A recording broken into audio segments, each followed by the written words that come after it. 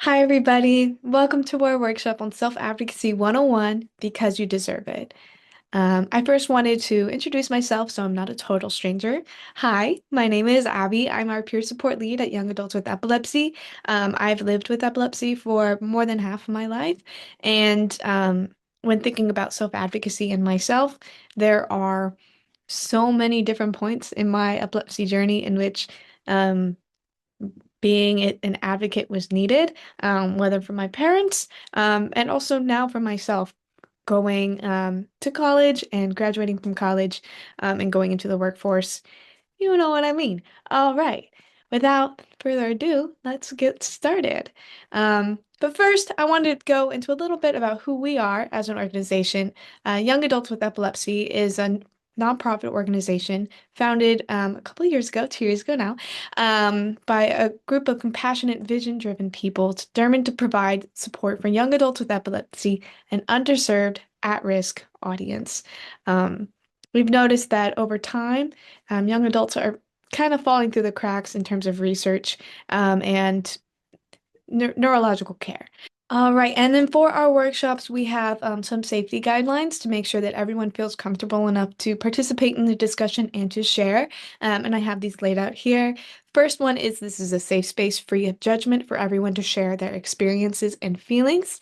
We ask that everyone respects each speaker. Everyone's input is equally valued. We're all coming to the space with a different perspective in life, maybe a different diagnosis of epilepsy at a different stage in life. So people are going to come in with a bunch of different ideas and perspectives and really facilitate this discussion.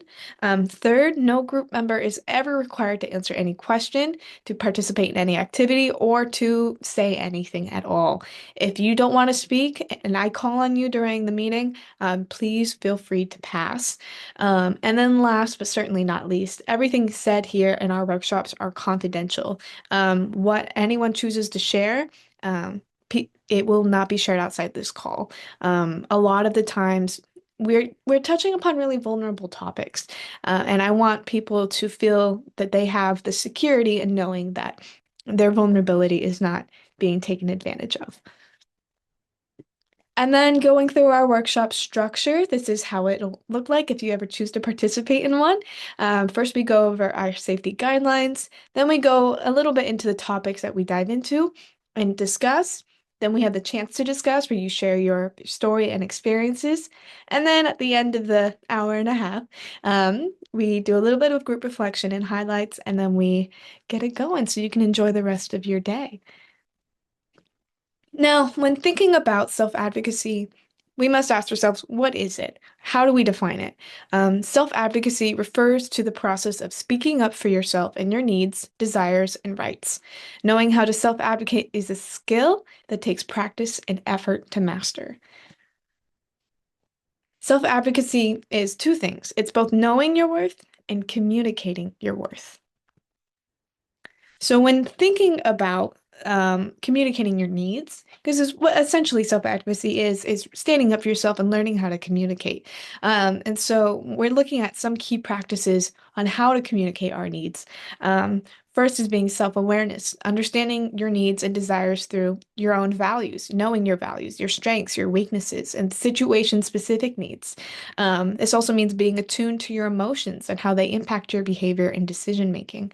Um, Another thing is knowing how to effectively communicate. So, what we really are working on in this workshop is finding what our communication style is, whether it's passive, aggressive, or assertive right there in the middle, and trying to get people to practice how to communicate assertively rather than passively, where you put your own emotions on the back burner, or aggressively, where you put your emotions and desires at the forefront at the expense of others.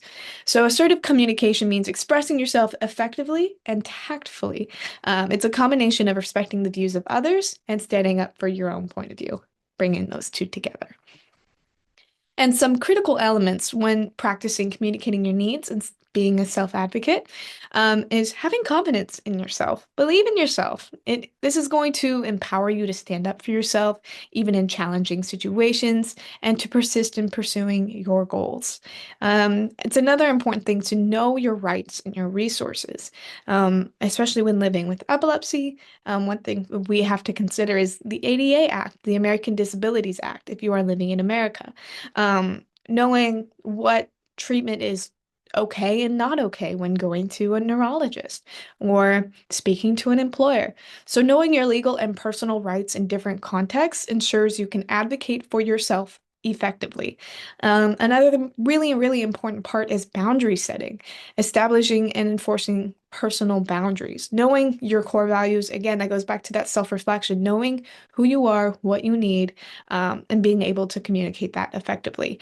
And then, of course, goal setting and plans of actions.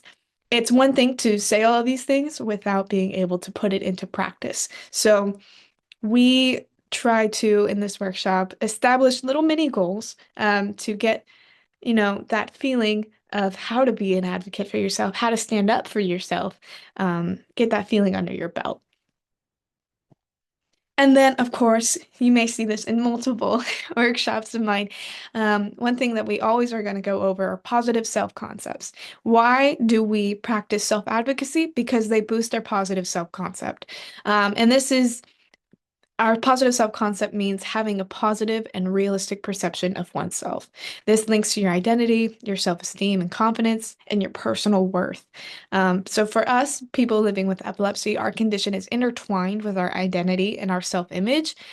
Think of your lifestyle, your career decisions, where we live, our diet, these things are all impacted by epilepsy and how we view ourselves. Okay. And then this is the part of the workshop. This takes up the bulk of the call, where we go into the discussion. And for this workshop, we discuss three main topics. One, our style of communication, breaking down and really reflecting, really self-reflecting on, am I speaking really passively? Am I speaking really aggressively? Do I neglect the needs of others or do I take them on too much? And how can we bridge that gap and bring it right into the middle where we're respecting each other while still respecting ourselves? And after that, we went into establishing boundaries. Really, this was more of a practice, really figuring out how do we establish boundaries? What are our thoughts around boundaries? How do we feel whenever we try to stand up for ourselves? And then, of course, at the end, everyday practice in goal setting. This topic gives all the participants a chance to practice everything we discussed, really take all that self-reflection and put it into the world and give yourself tangible examples of what this might look like in every single day. And then that's it. After that, we reflect. And then I do some wrap ups and takeaways to get involved, stay connected. Um, if they like what we do here, we have peer support groups every Wednesday evening and now every Tuesday evening, um, where you can continue to find community at a more constant pace. Thank you very much for joining me through my walk through our workshop on Self-Advocacy 101. I hope you enjoyed your time. Thank you very much.